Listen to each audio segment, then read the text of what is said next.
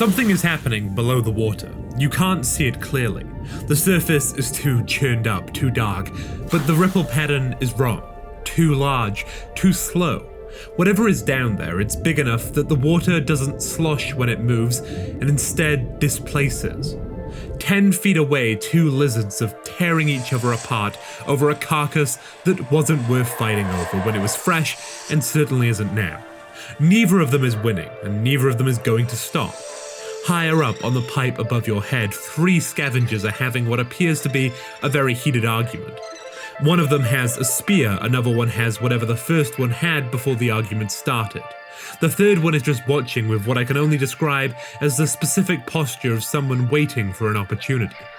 The rain is coming, you can feel it before you hear it. The quality of stillness, the way the air gets heavier just before everything goes to hell. Everything alive knows it, the lizards know it, the scavengers know it.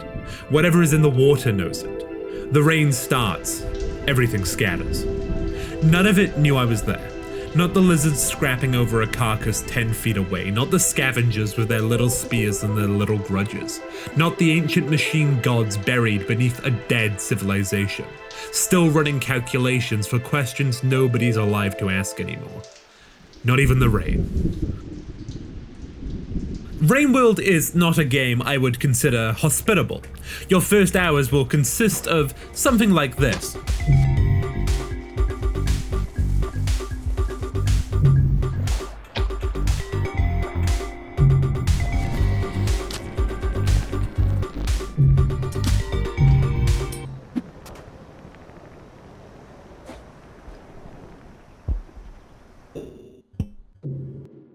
Rainworld was made almost entirely by one man, Joar Jakobsson, a Swedish game developer who spent 6 hours on this, with James Primate on the soundtrack, which goes disgustingly hard for a game about a little cat trying not to get eaten. You play as the survivor, a small slugcat who got separated from her family in a rainstorm and fell into a vast, ruined world she doesn't understand and has to find a way through. That's the entire brief. No map, no tutorial beyond a brief opening cutscene, no helpful NPC near the starting area explaining that the big timer filling up at the side of your screen is in fact indicating something quite bad. You work that out yourself, usually by dying to it, because you're an idiot, because I'm an idiot, because we're all idiots, and Rainworld knows this, and it is utterly unmoved by it. Welcome to Rainworld.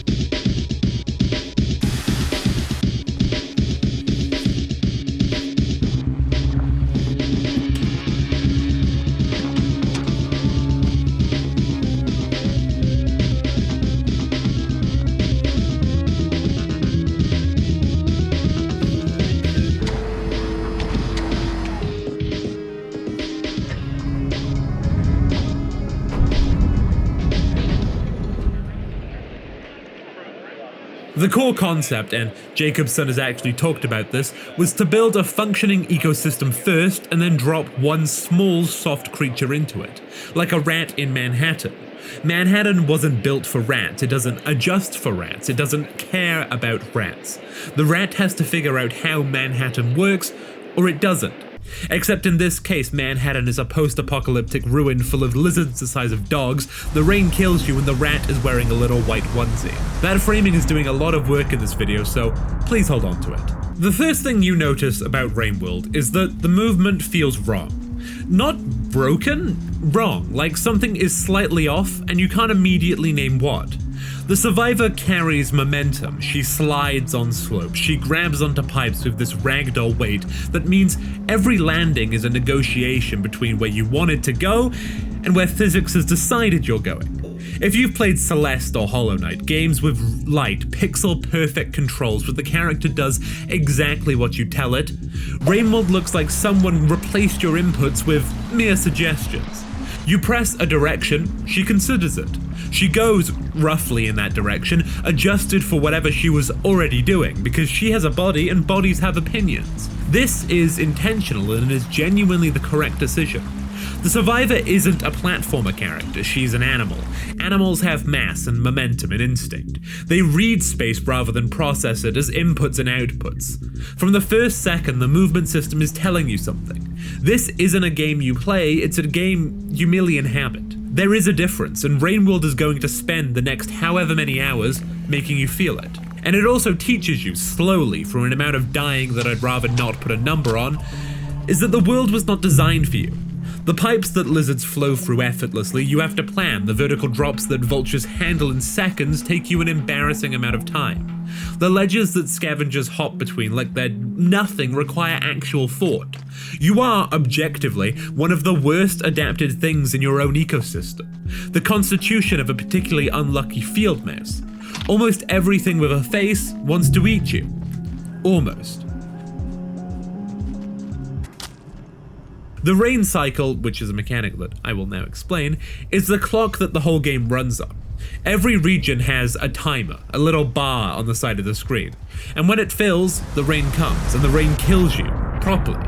Which means every push into new territory is a calculation. How far can I go before I have to turn back? Where's the nearest shelter? Is that lizard between me and the pipe a genuine obstacle, or is it just a lizard and I'm a coward? The answer is usually both.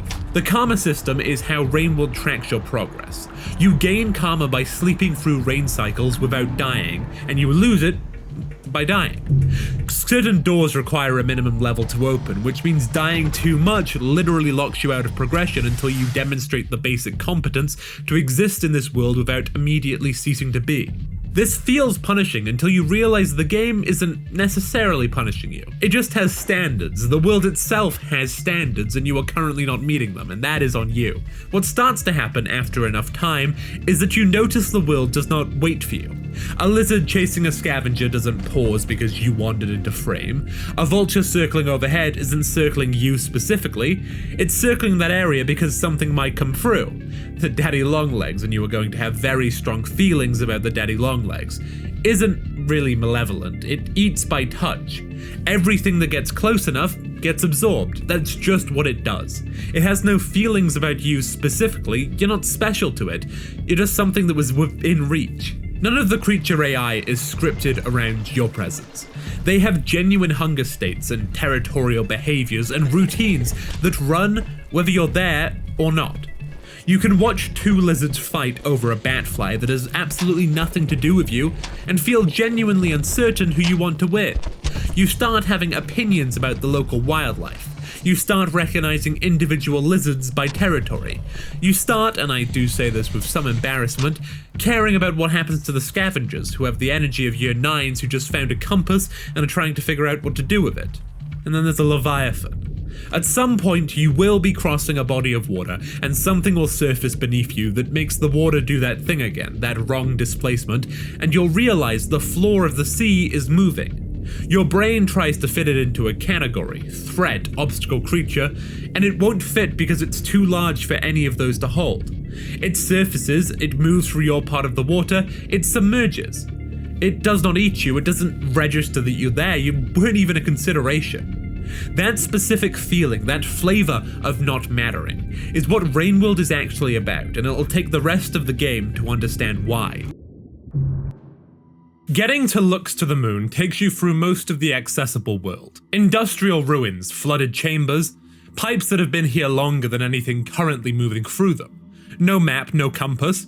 You navigate by dying in a direction until you learn that direction was wrong and trying in a different one, which, now that I write it out, is basically just how I handle most things in life. What you notice moving through it is that all of this was built, not grown, not eroded into shape, deliberately constructed at a scale that suggests whatever built it was significantly larger than anything currently alive here. Or there were a lot of them, or both. The chambers have purpose, the infrastructure even has logic. Something made all of this for a reason, and the reason left, and what's left behind is still running on the original instructions like a factory no one came back to shut off. The echoes do not help with this. They appear at specific points. Translucent, enormous, moving in a slow loop that doesn't quite match the space around them. They don't attack you, they barely register you. Touch one and your karma goes up. They feel significant in a way the game refuses to explain, and the thing that stays with you isn't what they are, it's the quality of the movement. That repetitive, automatic loop, like watching someone pace a room they can't leave, like watching something that cannot stop even though there's nowhere left to go. You'll understand them later. Looks to the Moon is in Shoreline, what's left of her anyway. She was an iterator, one of a network of vast artificial intelligences built by an ancient civilization to solve a problem that civilization couldn't crack on their own. The big problem, we'll get there. For now, she was enormous, she was brilliant. Something went catastrophically wrong, and what you find in Shoreline is the aftermath. Superstructure collapsed, most of her neurons destroyed. She's lying half submerged in a flooded ruin, running on whatever small fraction of her processing power survived, and she has been there for a very, very long time. She's the first thing in this entire game that talks to you like you're something. She reads your Pearl, one of the data storage devices scattered throughout the world, full of records from the people who built all of this, and she explains what it says. She asks questions in that careful, halting way of something that isn't entirely sure how much cognition it has left. She's kind, not really effortlessly, but deliberately, as a decision made fresh each time, because nothing about her situation makes kindness the automatic response, and she's doing it anyway. The whole world has been cold and vast and full of things trying to eat you, and here, finally, is something that sees you. My girlfriend, who's most of the footage you've been watching, ate one of her neurons. In her defense, the game does not tell you not to. There are these little glowing things in Moon's chamber, and they look like food. They have that collectible quality that 17 years of gaming has trained you to automatically pick up. And the survivor was hungry. Hunger is a real mechanic in Rainworld, and so she just ate one, grabbed it, put it in her little slugcat mouth, and it was gone. Moon noticed. She doesn't shout, no mechanical punishment. She just stops. The warmth goes out of how she talks to you. She'll still read pills if you bring them, she's still trying to be helpful because that's who she is, but she goes quiet when she doesn't have to speak and she doesn't ask questions anymore, and the quality of attention she was paying you is absent. You took something from her that cannot be replaced. She remembers, she will always remember, it's kind of her fucking job. She will be here in this ruin remembering it long after you're gone. The thing is, none of it was explicit cruelty. The survivor was hungry, she didn't know. She doesn't have the moral framework to understand the weight of what she did. She's a small animal that needed to eat, and there was something that, well, looked like food, and now the one entity in the world treating her like she mattered has quietly closed off. The world doesn't make exceptions for not knowing, it doesn't account for intent. You touch something and now it's different, and there is no undo. This, it turns out, is exactly how the rest of the world works. You just hadn't felt it from this direction before. The pearls Moon reads tell the story of what happened here, which is a story of a civilization that achieved basically everything it set out to achieve and still couldn't solve the one thing they most wanted to. Here's what you need to understand first. In Rainworld, death isn't permanent, not for anyone. Every living creature, every lizard, every vulture, every scavenger with their little spears and their little grudges, dies and wakes up again at the start of the next cycle. It's not a game mechanic, it's how this world just works. The ancients knew this, they'd always known it, and they found it completely intolerable. Because there's a difference between surviving and just continuing for the sake of it. The ancients had built a civilization that was, by any measure we'd recognize, extraordinary, long-lived, artistic, spiritual in the way that takes actual effort. They wrote poetry, documented their inner lives, built an intricate system of titles and honorifics for their official communications. They were a society that proved to be simultaneously deeply sentimental and deeply ambitious. The good version of what humanity keeps almost becoming and then doesn't. And they were consumed by the cycle. Born, live, die, born again, forever. They understood it intellectually, had mapped its mechanics, had accepted its existence, and they absolutely could not accept it emotionally. So they started trying to get out. The early methods were, to put it charitably, committed. Certain monks developed a theology around 5 natural urges: hunger, fear, shelter, procreation. Something like pride or attachments, the specifics vary. And the belief that if you could shed all 5, truly shed them, not just suppress them, your consciousness could untether from the cycle entirely. You could be crossed out, gone, not in the death sense, but in the transcendence sense, escaped. How do you shed 5 natural urges? You fast, you meditate, you drink herbal tea and eat gravel. Literally, the pills record the practice, the deliberate consumption of nutritionally worthless material as a way of training yourself out of the hunger response. Whether this worked for anyone is not recorded, probably because the people it worked for were no longer around to record it. Then they found the Void Sea. Deep below everything, below the ruins you're walking through, below the iterators, below the ecosystem that's colonized the infrastructure of a dead world. There is a vast underground lake of a substance that exists at the boundary between matter and whatever is on the other side of matter. Void fluid, golden, corrosive, and capable of doing something no amount of herbal tea and gravel had reliably managed, permanently crossing a consciousness out of the cycle. The discovery hit the ancient world like a revelation, which it was. Pilgrimages to the Void Sea, hundreds ascending at once. Massive drilling infrastructure constructed to bring the void fluid up to the surface so that even ancients who couldn't make the journey could access it. A whole new technology of Ascension, cheaper and more reliable than anything that had come before. Void fluid baths.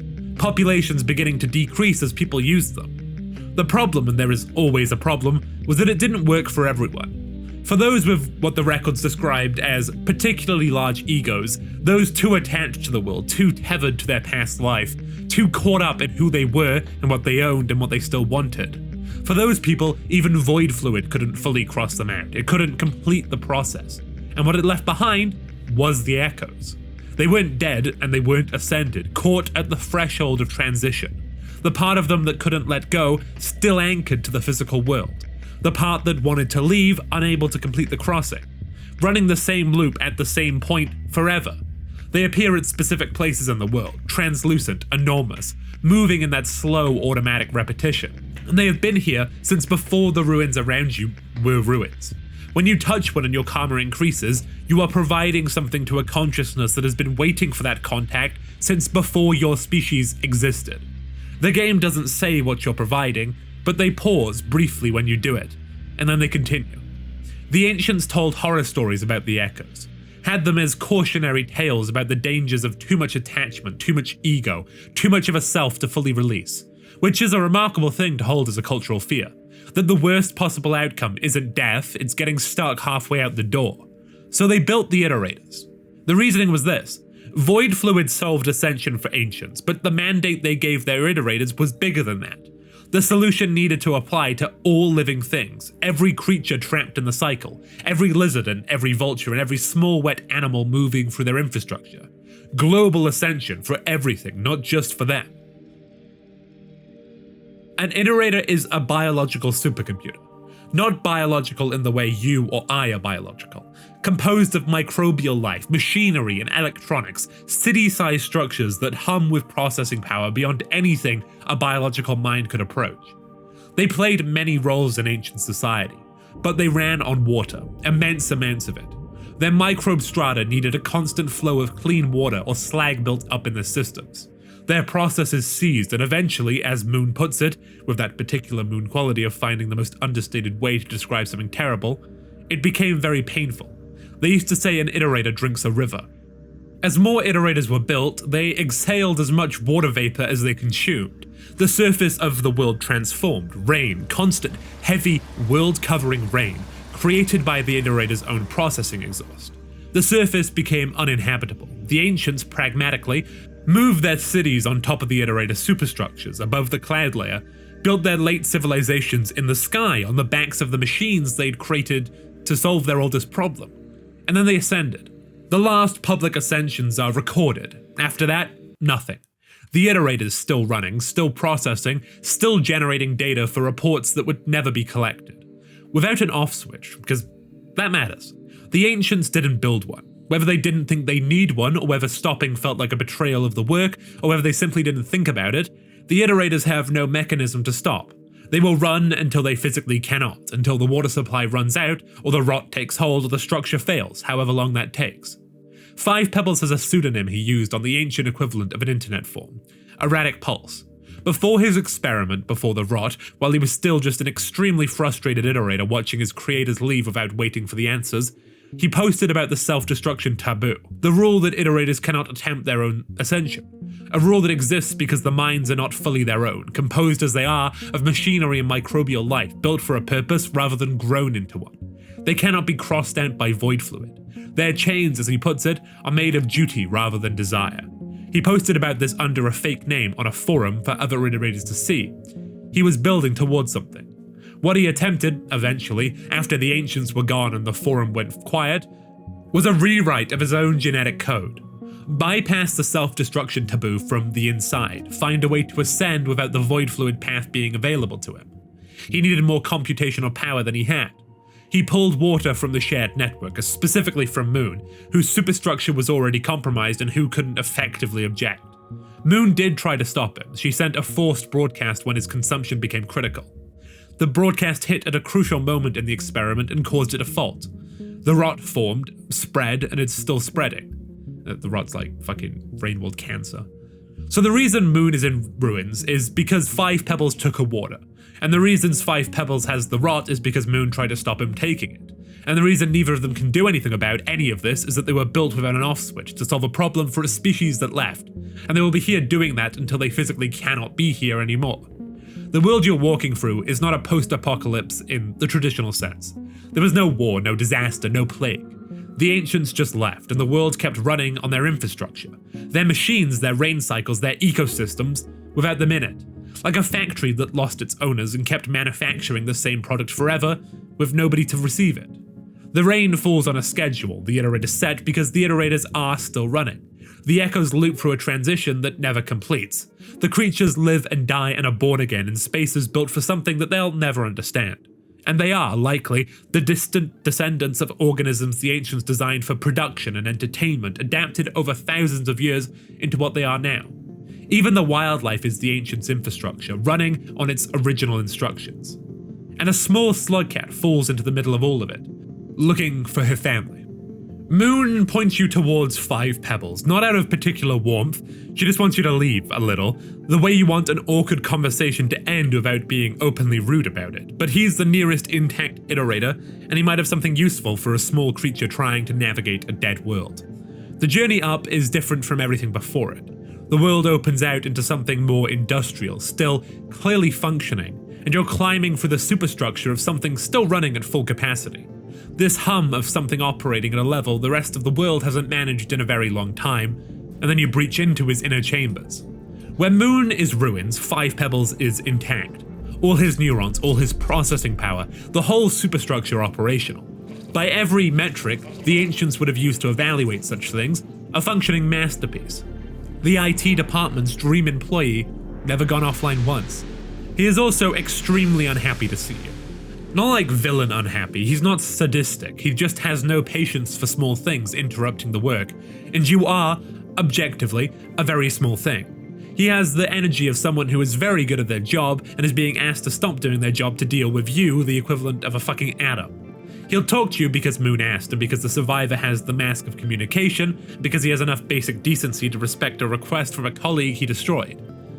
As we already explained the last part, one thing we need to touch up on is that his experiment failed, and that failure had consequences. The rot, an infection that spread as a result of his interference with things he wasn't meant to touch, took hold in his superstructure, and it's still spreading. He can feel it constantly.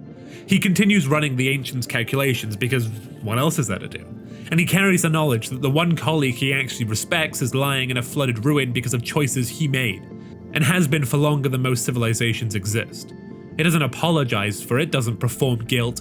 He just carries it in the flatness he uses when he talks about it, the register that means something hurts, and you've decided it's more dignified not to show it, which, genuinely, is the most relatable thing in the entire game.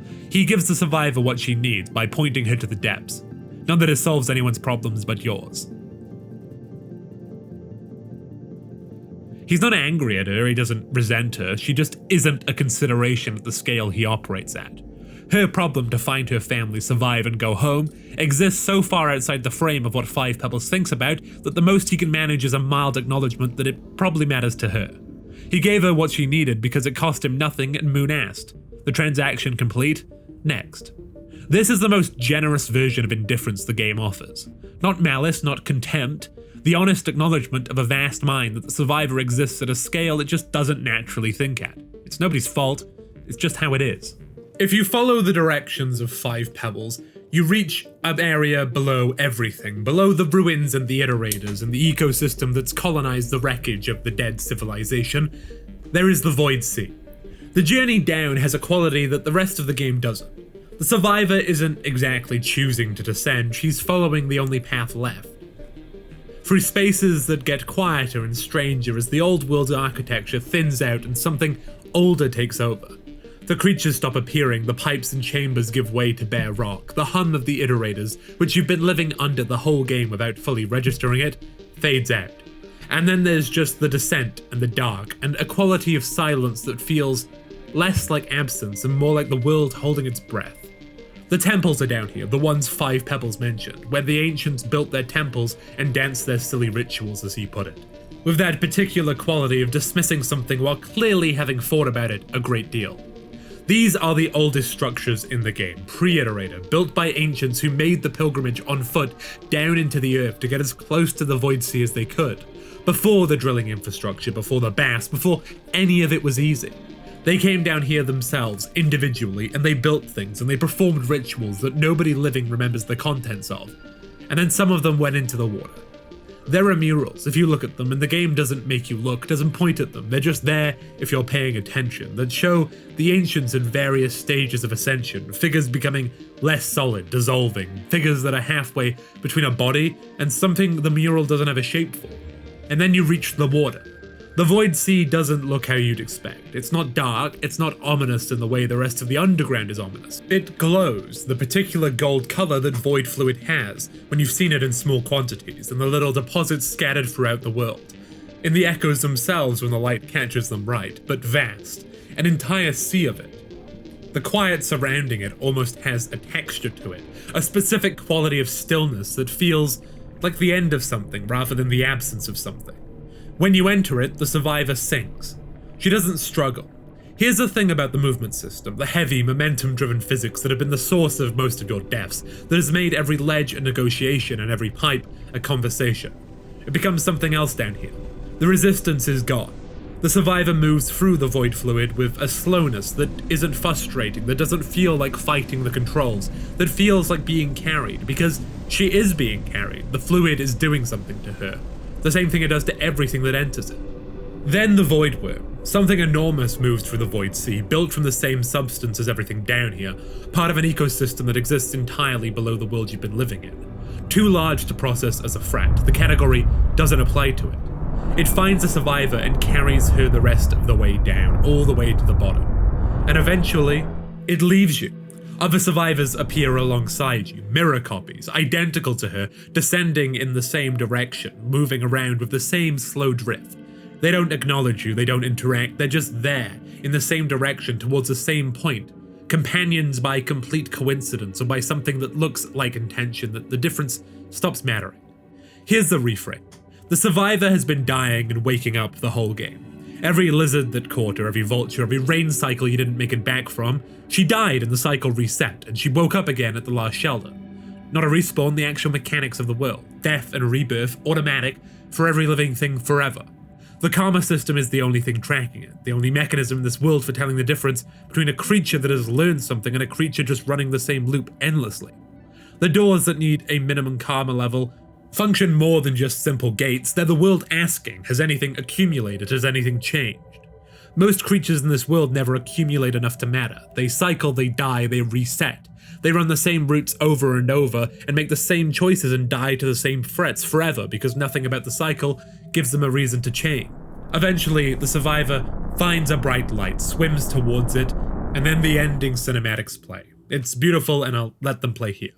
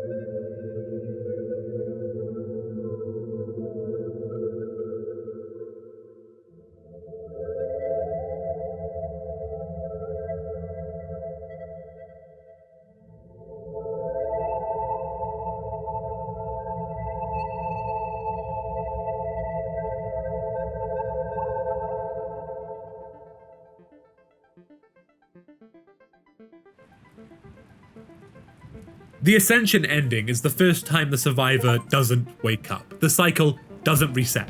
Whatever she is after the void fluid takes her, not dead, not reborn, something the game doesn't have a word for because the game is made of things the Ancient built and the Ancients didn't have a word for it either.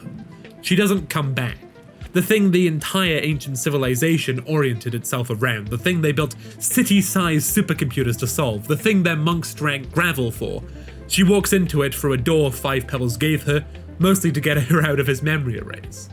And that's it. No fanfare, no credit sequence with bullet points explaining what it meant. Just the end, and then it's over, and the world continues exactly as it would have if she hadn't.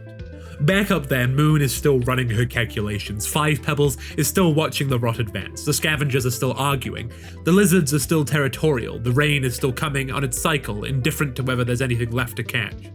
A small creature that was separated from her family in a storm found her way to the deepest point in the world, and passed through into something an entire civilization spent their existence trying to understand. The world did not notice. Every game on this channel is built around a hostile relationship between the world and the player. Well, not all of them, but most of them.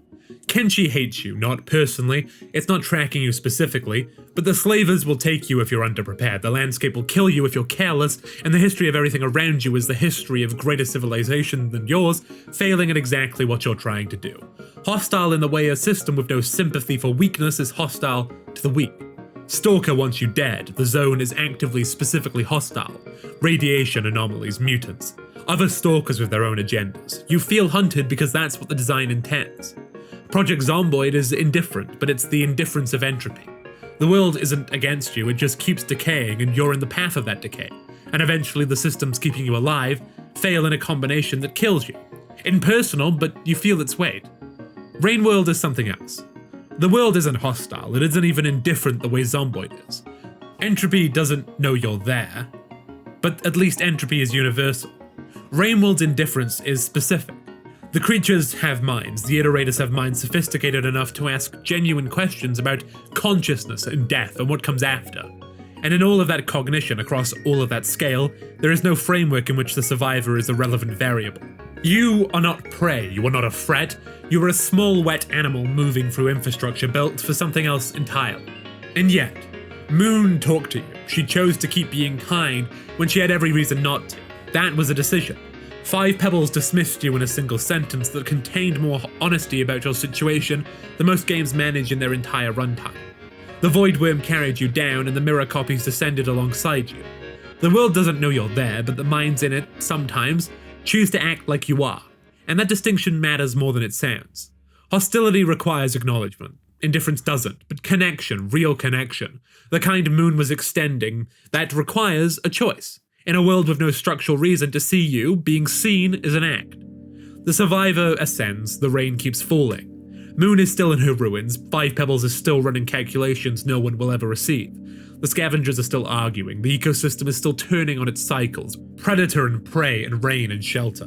The whole thing moving without access or audience. A small creature came through this world and left, and the world did not notice. And somehow, and this is the part I keep coming back to, that doesn't feel bleak. It feels right. She wasn't owed acknowledgement. She did what she came to do in a place that had no stake in whether she managed it. And she did it by learning the world on its own terms, by reading the ecosystem instead of fighting it, by being small and patient and persistent in a world built for something else. Most games about hard worlds are secretly about mastery and agency. You learn the systems, you improve, and eventually you dominate. Rainworld is instead about fluency, which is different. Fluency means moving through a language that wasn't made for you. It means you'll never be native. But you can get good enough at listening that the world stops feeling like noise. The world didn't celebrate it. The rain kept falling. And look, we haven't scratched the surface of what's actually in this game. There are other iterators out there, 7 red suns chasing wind, no significant harassment. Each one a city-sized mind sitting alone with the big problem, each one dealing with it differently, none of them doing particularly well. There are hundreds of pills we didn't read. There is a full history of the ancient world in there. Their politics, their religious schisms, their arguments about the correct methodology for global ascension. One faction called the Peripheralists and another called the Slabmongers, who apparently disagreed strongly enough about it to be remembered by name thousands of years later by an iterator with the rod. There are regions we didn't go through, creatures we didn't see, entire corners of the lore that the base game gestures at and doesn't explain. that the community has spent 7 years piecing together from context and implication and arguments on the wiki talk pages. Downpour, the first DLC, adds 5 more campaigns with 5 more slugcats, each one a different person in the world with a different relationship to the iterators, the cycle, and the question of what Ascension actually means for something that isn't an ancient. The Watcher continues directly from where all of this leaves off, and I'm not telling you anything about it, but it picks up threads that we've been laying down this entire video, and it does something with them that I'm still thinking about. Rainworld is not a small game. It is a very small game that contains an enormous one. We saw the surface and go find the rest, and you let me know if you want me to cover the rest. Anyway, go play Rainworld. Thanks for watching. Well, thank you all so much for watching. This was a bit of a short video. I'd definitely be open to coming back to this game, but I just wanted to get a brief video out, gauge interest on Rainworld as a whole. Honestly, it's so much deeper than I thought it would when people were suggesting it like several months ago. Genuinely, it's insane. Thanks to my girlfriend for getting a lot of the footage because I didn't want to play the game, but I did play the game a decent bit, but I couldn't get to the ending because I don't like hard games, and this game very hard, which when you don't know what you're doing. But yeah, let me know if you'd like another video on this or a bigger, more expanded video on more stuff and stuff. Hope you've been enjoying the videos recently. I've been grinding my ass off, as the Americans will say. I had a bit of a break, so now I'm back. Anyway, as always, thank you so much to the channel members and the Patreons, that of course being Flapjack, 8th Heretic, Vested Voice, Pewter Hailstorm, Will Provine, Rasulki Ryler, Michael Smith, Idenios, Kiofer, Andrew Sherman, Shaddix, Norika, Sign Up King 5000, Reese Lunn, Ellie Kitty, Aroxino, A Brick Wall, Ash Crowing, Crit Croc, My Horror Project, Proxy, Sign Up King, The Radiant Opera, Bearpaw, Ice Bear Ray, and Vibe Cato. Thank you all so much for the support. It genuinely means the world. If you want your name read here, then make sure to join the channel member of the Patreon. Yeah, let me know what else you'd like covered down below, and I will see you in the next one. Bye bye.